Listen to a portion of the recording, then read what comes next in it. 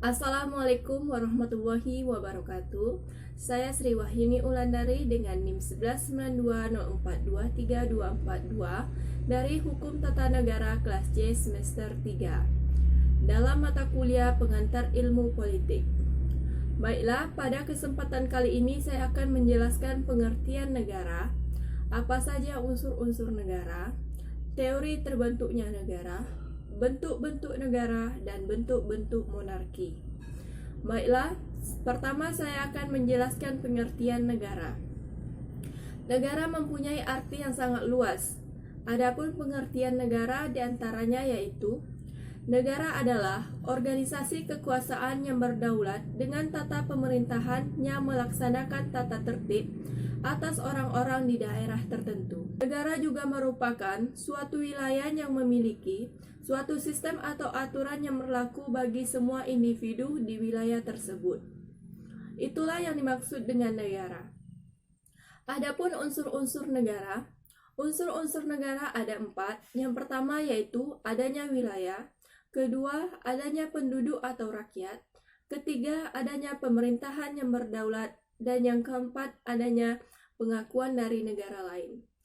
Keempat unsur ini harus ada dalam suatu negara tersebut. Jika salah satu unsur negara tersebut tidak terdapat dalam suatu negara, maka tidak dapat dikatakan negara. Wilayah adalah suatu unsur wajib yang harus dimiliki suatu negara. Jika ingin negara itu berdiri, maka harus ada wilayah-wilayah tertentu untuk membangun atau mendirikan sebuah negara. Wilayah suatu negara dapat berupa daratan, perairan, dan udara. Dengan adanya wilayah, maka terdapat juga batas-batas wilayah. Biasanya batas-batas wilayah akan ditindaklanjutkan dalam suatu perjanjian. Yang kedua yaitu adanya rakyat atau penduduk. Rakyat atau penduduk adalah orang-orang yang mendiami suatu wilayah daerah tertentu. Oleh sebab itu, ketika sudah ada wilayah, maka harus ada pendukungnya yaitu penduduk dan rakyat. Oleh sebab itu, penduduk dan rakyat ini sangat berpengaruh dalam suatu negara. Jika adanya wilayah tetapi tidak ada penduduk atau rakyat atau orang-orang, maka tidak dapat dikatakan negara karena tidak adanya mendiami suatu wilayah tersebut. Yang ketiga yaitu pemerintahan yang berdaulat. Pemerintahan yang berdaulat ini sangat penting bagi suatu negara. Biasanya pemerintahan yang berdaulat dipimpin oleh pendiri atau pendukung negara tersebut untuk memajukan atau mendaulatkan negara. Selanjutnya yaitu pengakuan dari negara lain. Pengakuan dari negara lain ini sangat penting bagi suatu negara. Jika tidak ada yang mengakui negara tersebut, maka tidak dapat negara. Karena pengakuan dari negara lain ini sangat penting untuk kedaulatan negara tersebut. Selanjutnya yaitu saya akan menjelaskan tentang teori terbentuknya suatu negara. Teori terbentuknya suatu negara ada 5 teori. Yang pertama yaitu teori ketuhanan, kedua teori kekuasaan, ketiga teori perjanjian, keempat teori hukum alam, dan kelima teori kedaulatan. Baiklah, yang pertama saya akan menjelaskan tentang teori ketuhanan. Para ahli berpendapat bahwa segala sesuatu terjadi atas kehendak Tuhan, dan negara terbentuk atas kehendak Tuhan juga. Bukti nyata teori ini terdapat pada kalimat by the grace of God, yang artinya atas rahmat Tuhan, yang terdapat dalam undang-undang suatu negara. Seperti pembukaan Undang-Undang Dasar 1945. Penganut teori ini yaitu F.Y. Stahl, Cranebrook, Thomas Aquinas, Haller, dan Augustinus. Selanjutnya yaitu teori kekuasaan. Yang dimaksud dengan teori kekuasaan ini yaitu kekuasaan berarti perjuangan hidup yang terkuat, memaksakan kemauannya kepada yang lemah. Kekuasaan yang dimaksud ada 2 yaitu fisik dan ekonomi. Kalau menurut para ahli mendukung hal ini, negara bisa terbentuk karena adanya kekuasaan. Selanjutnya yaitu teori perjanjian. Negara bisa terbentuk atau bisa terjadi karena adanya perjanjian masyarakat. Semua warga negara mengadakan perjanjian untuk mendirikan suatu organisasi yang melindungi dan menjamin kelangsungan hidup mereka. Penganut teori ini adalah Thomas Hobbes, John Locke, C. Rousseau, dan Montesquieu, yaitu teori hukum alam. Pada teori ini, negara dianggap terbentuk karena faktor alamiah, sama seperti seseorang dilahirkan dan seseorang meninggal. Negara bisa terjadi secara alamiah dengan bersumber dari manusia sebagai makhluk yang sosial, yang memiliki kecenderungan berkumpul dan saling berhubungan untuk mencapai kebutuhan hidupnya. Penganut teori ini adalah Plato, Aristoteles, Agustinus, dan Thomas Aquino. Yang kelima, teori kedaulatan. Teori kedaulatan ini terbagi menjadi dua. Yang pertama yaitu teori kedaulatan negara, dan yang kedua teori kedaulatan hukum. Teori kedaulatan negara adalah negara memegang kekuasaan tertinggi untuk menciptakan hukum demi mengatur kepentingan rakyat. Penganut teori ini adalah Paul Laban dan Jelinek. Dan sedangkan teori kedaulatan hukum adalah hukum memegang peranan tertinggi dan kedudukannya lebih tinggi dari negara. Ini adalah Kant. Selanjutnya yaitu yang keempat, bentuk-bentuk negara. Bentuk-bentuk negara ada tiga. Yang pertama yaitu bentuk-bentuk negara pada zaman Yunani kuno. Kedua, bentuk-bentuk negara pada zaman pertengahan. Dan yang ketiga yaitu bentuk-bentuk negara pada zaman sekarang atau modern. Baiklah, yang pertama yaitu bentuk-bentuk negara pada zaman Yunani kuno. Menurut Plato, pada zaman Yunani kuno ada 5 bentuk macam negara. Yang pertama yaitu aristokrasi. Aristokrasi yaitu pemerintahan oleh akstitorat atau cendekiawan sesuai dengan pikiran orang lain. Sedangkan yang kedua yaitu timokrasi. Demokrasi yaitu pemerintahan oleh orang lain yang ingin mencapai kemansyuran dan kehormatan. Dan yang ketiga yaitu oligarki. Oligarki yaitu pemerintahan oleh para golongan hartawan yang melahirkan milik partikular. Yang keempat demokrasi, yaitu pemerintahan oleh rakyat miskin. Kelima yaitu tirani.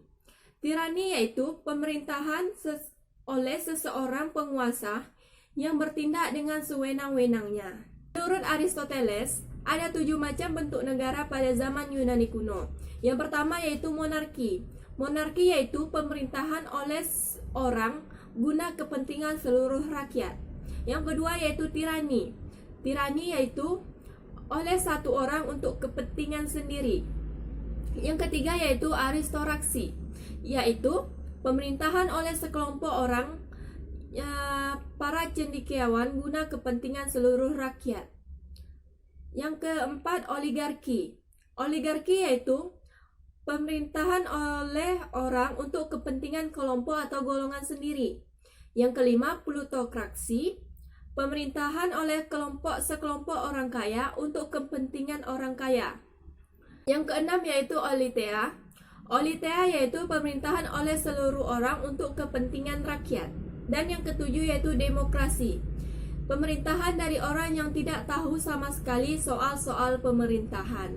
Selanjutnya yaitu bentuk-bentuk negara pada zaman pertengahan. Bentuk-bentuk pada zaman pertengahan negara ada 2 bentuk. Yang pertama yaitu republik dan negara kerajaan. Menurut Duguid, membedakan negara republik dengan kerajaan berdasarkan cara pengangkatan kepala negara tersebut. Jika ditunjuk secara turun-temurun, maka dapat dikatakan negara itu berbentuk kerajaan. Sedangkan apabila negara itu memilih kepala negara dengan cara dipilih, maka dapat dikatakan republik. Yaitu bentuk-bentuk negara pada masa modern atau pada masa sekarang. Menurut teori modern sekarang ini, bentuk-bentuk negara yang terpenting ialah negara kesatuan atau ultranasionalisme dan negara serikat federasi. Yang pertama yaitu negara kesatuan. Negara kesatuan adalah bentuk suatu negara yang merdeka dan berdaulat dengan satu pemerintahan yang berkuasa dan mengatur seluruh daerah.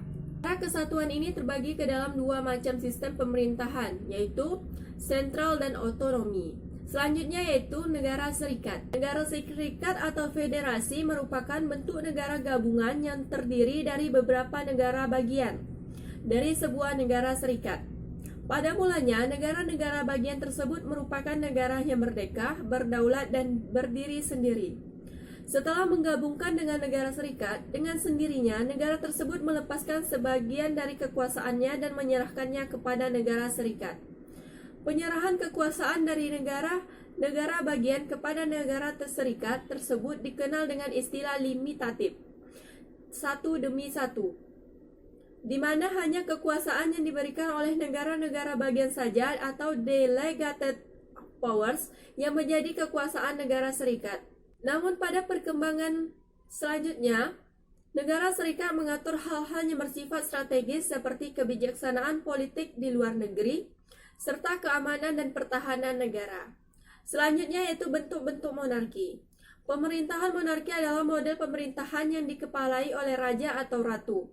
Dalam prakteknya, monarki ada 3 jenis. Yang pertama yaitu monarki absolut, kedua monarki konstitusional, dan ketiga monarki parlementer. Monarki absolut adalah model pemerintahan dengan kekuasaan tertinggi dipegang oleh satu orang raja atau ratu. Yang termasuk negara yang memakai sistem monarki absolut ini adalah negara Arab Saudi, Brunei Darussalam, dan sebagainya. Kedua yaitu monarki konstitusional.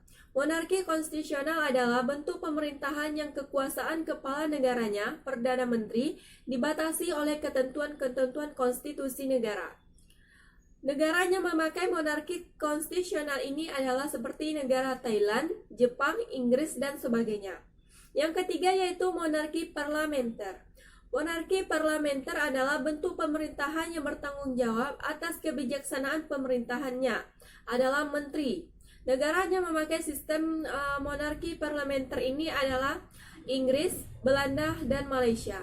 Dengan demikian, pengertian negara yang berbentuk monarki adalah negara di mana cara penunjukan kepala negaranya berdasarkan keturunan dari raja yang sebelumnya. Itulah yang dapat saya sampaikan. Lebih dan kurang saya mohon maaf. Saya sudahi. Wassalamualaikum warahmatullahi wabarakatuh.